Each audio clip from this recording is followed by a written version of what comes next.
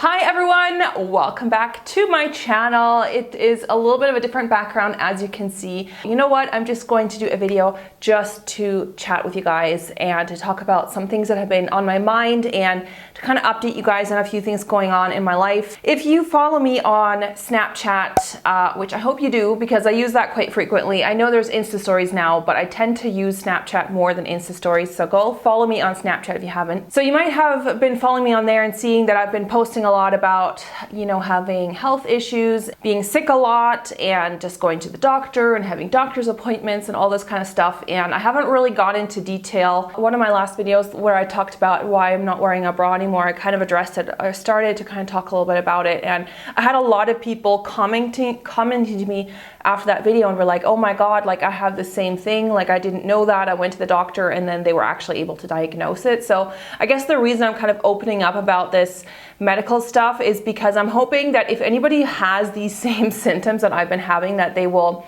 kind of know what it is and that they can go to their, like I'm not a doctor obviously, but that they can go to their doctor and hopefully they'll be able to diagnose it. For the past year, I've been having something called physical urticaria, or more like, for me it's delayed pressure urticaria.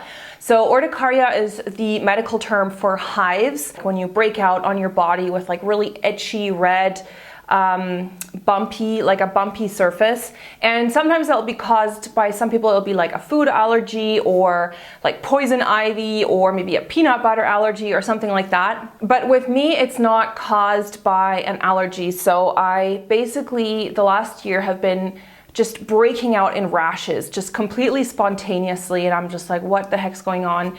For me, it's caused by pressure. That's one of the things that I talked about in that no bra video, is that the reason I couldn't wear a bra, one of the many reasons, but one of the reasons is that I would break out in hives and I would get these rashes where the bra straps would be. Also, when I would wear tight pants or something, or if I was wearing a belt and then I was kind of sitting strangely, the belt would kind of, you know, press into my waist area, and then I would get like a hive breakout or rash all over. It's kind of been happening off and on in the last year, and I haven't really gotten treated for it because it wasn't happening very frequently, and it kind of usually just went away again. But in the past month and a half, it got so severe. I was getting it from simple things like sitting on a chair, so sort of more like a hard chair or like a wooden chair or something. I would actually start getting it all over my bum. Can you imagine sitting on a chair for a while and then getting hives all over your thighs and your bum area, and then that rash would last for like 2 days. So it started really affecting my day-to-day life. I also started getting it from really random things. Like I would be out grocery shopping and I would carry a grocery bag like here on my arm. I would be carrying the bag here, and then the next day my entire arm region was swollen up. And not only does it swell up with hives, but it also started being incredibly painful. So I would feel like I had a bruise on my arm for 2 days. Same as on my bum area from sitting on a chair. Like I would feel like I couldn't sit properly for the next 2 days. So I had to lie on my stomach or lie on my side, and I was completely incapacitated. I could no longer do normal things. For example, when I was in Vancouver, it got super bad there for some reason, and like one time we went out for a snowy walk on Stanley Park, and I posted some pictures of that walk on Instagram. It was so beautiful, but it had snowed, so I was wearing these Gore-Tex boots, and the front of the Gore-Tex is kind of, you know, it's like a tougher material obviously because it's waterproof, and it had rubbed against my ankle, and my entire, like the next day, my entire foot was swollen up, and it was painful to put on shoes because I literally couldn't get the shoes over my ankle anymore because it was so swollen up. This urticaria started getting worse and worse to the point that it really affected my life and my quality of life, because there were certain things that I couldn't do, especially when I had an outbreak. I couldn't, for example, wear clothes very well. Like I know that sounds so bizarre, but there were days where I would just wear a sarong at home. Like I couldn't leave the house because all I could wear is a sarong, because even the friction of the clothing rubbing against these rashes was extremely irritating, and it started swelling up, and it was like like, I mean, it was just incredible. Like I've never had this happen to me. Another way that urticaria can come by is by like cold temperature changes. So when I was a kid, I used to like jump into a lake, like a cold lake or something, and then my entire body would like break out in a hive rash.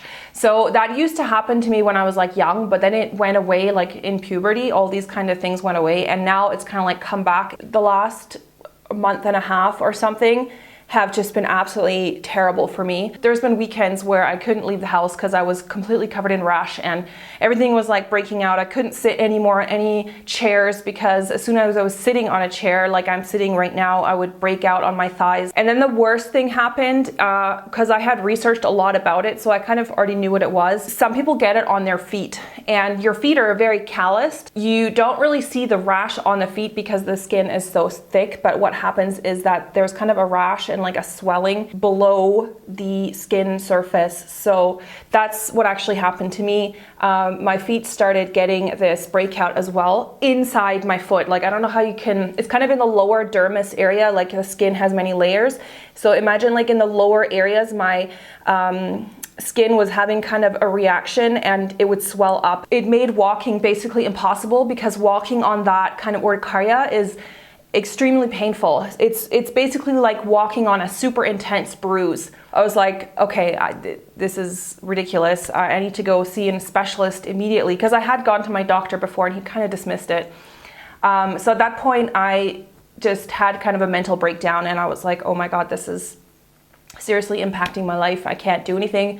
I couldn't film videos because I couldn't sit on the chair that I'm sitting on now. I just couldn't do day-to-day activities. Every time I went out, I was thinking about what kind of clothes I was going to wear because of any kind of constriction would cause it. I was thinking about what kind of shoes I could wear. Walking on a hard surface, like I have hardwood floors, would cause it to happen.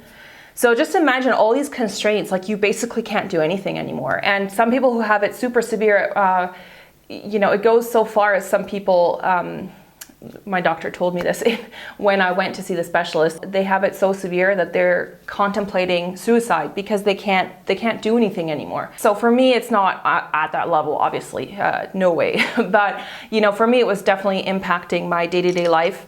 So I went to see a specialist at a clinic. It's a university research clinic. So basically it's not a clinic, a hospital. So it's a university research hospital. So obviously there I'm thinking they'll have the best people, the best doctors. They'll be super informed with the latest research. A clinic for rheumatology, immunology, and allergology. I don't know what it is in English. I think here it's allergology. So I actually went to see a rheumatologist because rheumatologists are kind of connected in that because they deal with autoimmune disorder because it's not actually an allergy. He was able to identify it right away. I sent him pictures as well because I'd taken pictures on my cell phone and had sent them to him, and you know, there'd be some like, right now I don't really have any to show you, but I'd have basically like I had one here on my arm that was just like a giant lump of this swollen chunk that had just stayed for like 2 days or something. Yeah, I was able to see him like the very next day after contacting them because they realized that my symptoms were extremely acute and I needed treatment like right away. I couldn't just be like put on a waiting list and waiting around for months and months. They were able to identify right away what it was, which I already knew what it was. It's physical delayed pressure urticaria.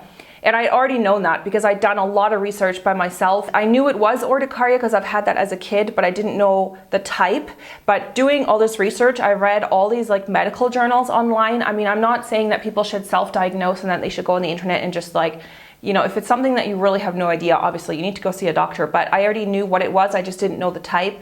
And through doing the research, I already had figured out what it was. Basically right now, I am trying out different medicines. I've just been put on a super strong dose of antihistamine. So I have to take tablets like multiple times a day. It's not just like one dosage per day. It's many dosages layered, spaced out every couple hours, which is very kind of different for me because I'm not someone who takes medicine regularly. I don't take any medication at all on a regular basis. Basically now, like every few hours I have to take an antihistamine and then I have to take something else and like all these other medicines. It's really been a struggle. Like the past few months have just not been a walk in the park at all for me. And I started getting really kind of depressed as well.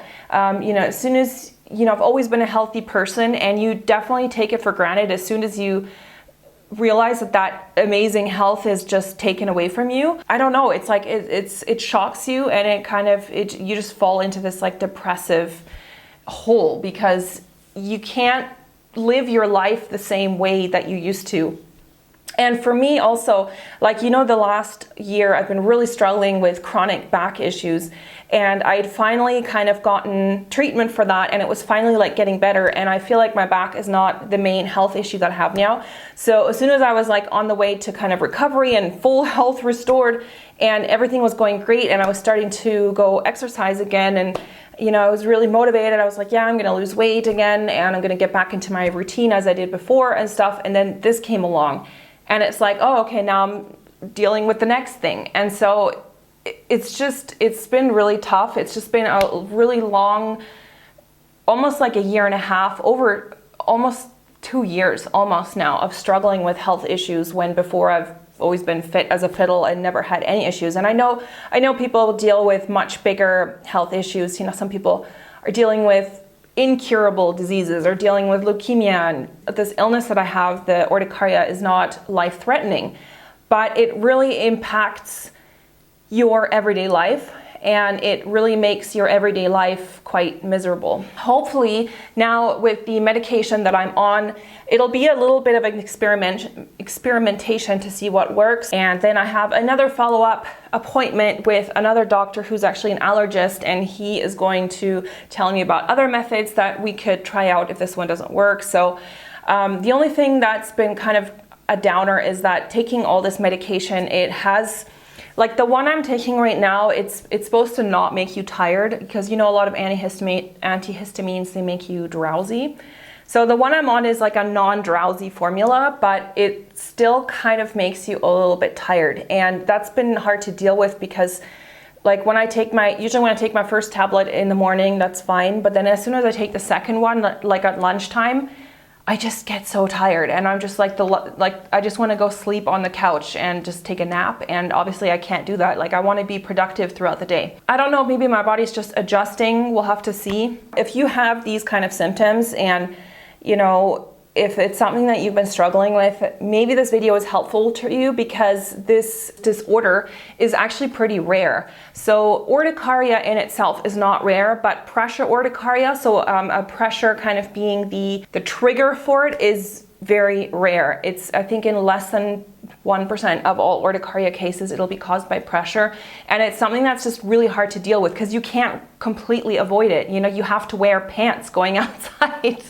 Maybe you don't. No, but seriously, like it's something that's really hard to avoid. And like, you know, some people who get it on their feet all the time, you know, you have to wear shoes. You know, I'm not trying to like get your pity or something. I just want to help anyone that has suffered from this to know that you're not alone, and that it is, you know, even though it's not like life-threatening illness or something, it should be taken really seriously, and you should definitely go to a specialist, go to either a rheumatologist or an allergy specialist, an allergist, because they will be the most knowledgeable on the subject, because a lot of doctors, like, they don't even really know what it is. Like my house doctor, he was like, oh, you're just having like an allergic reaction, and he kind of brushed it off. That's kind of when I took matters into my own hands. It's also, that's another reason why I haven't been doing Fit Fridays, because I haven't really been able to work out because of this until now, because I couldn't run because of the thing happening on my feet. I couldn't wear a sports bra. I couldn't wear tight workout pants. You just can't do normal life anymore, because you can't sit on an exercise machine like on a stationary bike, because you're gonna get it on your ass. And like, it's kind of embarrassing topic, but it shouldn't be, because it's something that some people do struggle with. Until now, I haven't really been able to exercise, and it's really made me super depressed about that, because you know, that's been one of my goals, is to get back in shape and to lose the weight that I've put on since having the back issues. And now it's like I'm dealing with the next freaking thing. Yeah, it's been a tough year. Actually, the last whole year I've been dealing with so many health issues, and just starting to feel like there's no end in sight to it. But now that I'm going to an actual good doctor, I'm hoping that there's, you know, a solution, and that, you know, there's no cure for it. It tends to go away by itself. The physical urticaria that I have, they say it usually lasts longer than other things. So it could last up to 5 years that I'm dealing with this now, which obviously sucks, and that doesn't make me feel good because I kind of know it's not something that's gonna go away right away. I was trying to think of all the things that I've kind of gone through in the last year and what kind of triggered it, and I really think that it was triggered by stress. So last year there was a lot of things that happened that I've never really talked about here on YouTube, which I would prefer not to talk about here on YouTube, but there's been a lot of stress in my life in the last year and a half, maybe not dealt with that stress in a good manner. And I know that urticaria, one of the triggering causes that can cause it is stress. I've been trying to figure out how I can make changes, long-term changes in my life to reduce that and to make myself be more a balanced person, you know, because I think often we underestimate how stress can affect our body on a physiological level, but also on a psychological level. Maybe sometimes the best thing is saying no to things. You know, if you know that you're under stress, maybe don't accept every offer that comes your way. Don't say yes to everything that people throw your way, be it at work or in your private life. Maybe sometimes the best thing is just to say no to things because you've kind of reached your maximum tolerance. This is not, well, I mean, it is kind of related, but I want to make my life more simple. And I think one of the things that I'm really going to strive towards in 2017 is to declutter my entire home, which maybe sounds weird to some people, but I feel honestly like cluttering up your home also kind of clutters up your life, that we don't need to have all this stuff in our life and adding more stuff. And like, you know, we go to work, we spend a lot of time at work. We don't really spend a lot of time having free time because we're most of the time at work. And then what do we do with that hard-earned money that we've spent so much of our time at? We buy more stuff. And, you know, we fill our houses with all these things that we purchase that we think we need when we actually really don't. Always having this trigger, especially like watching YouTube videos or going on Instagram or following fashion bloggers and stuff. It creates all these triggers when you're watching these videos or reading these blog posts and stuff. You're like, oh, you know, this looks awesome. I need this. Wanting to own the latest makeup palette and wanting to buy that lipstick and wanting to buy that new rug for your kitchen, or you know whatever it is, you get all these triggers. But for me, it's really been mostly through social media, and that's really why I've tried this past year to really start decluttering my studio, because I realized I don't need all this freaking makeup. Like, yes, I'm a beauty guru or whatever here on YouTube, but that doesn't mean that I need like a million freaking eyeshadow palettes. It kind of made me think about how I'm actually creating triggers for you guys through these unboxings, doing these makeup tutorials with the latest palettes and whatever. That creates triggers to my viewers to buy these things. I just want to let you guys know that you don't need to buy anything that you see on my channel. You know, you probably watch my videos and you see all these great makeup looks and you're like, oh, I need to have that palette because when I buy that palette, you know, my makeup is going to be so much better and I'm going to be able to do this exact look that Julia has done. I know it's hard because for me, on the one hand, I love making these videos, but I don't want you guys to feel like you need to own all these things.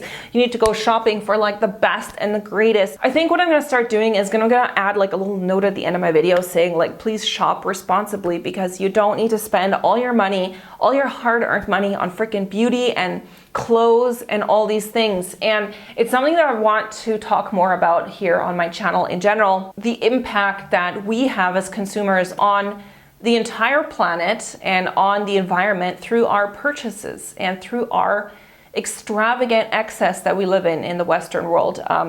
You know, I've watched so many documentaries lately. I've done so much research on environmental issues. It's one of the main reasons why I've stopped consuming meat. You know, it's a larger picture that I'm kind of realizing. It's buying endlessly, always buying stuff that we really actually don't need, and consuming and driving that consumption. With the beauty community, there's all these impulses that, you know, I'm showing you stuff, so therefore you go and buy it.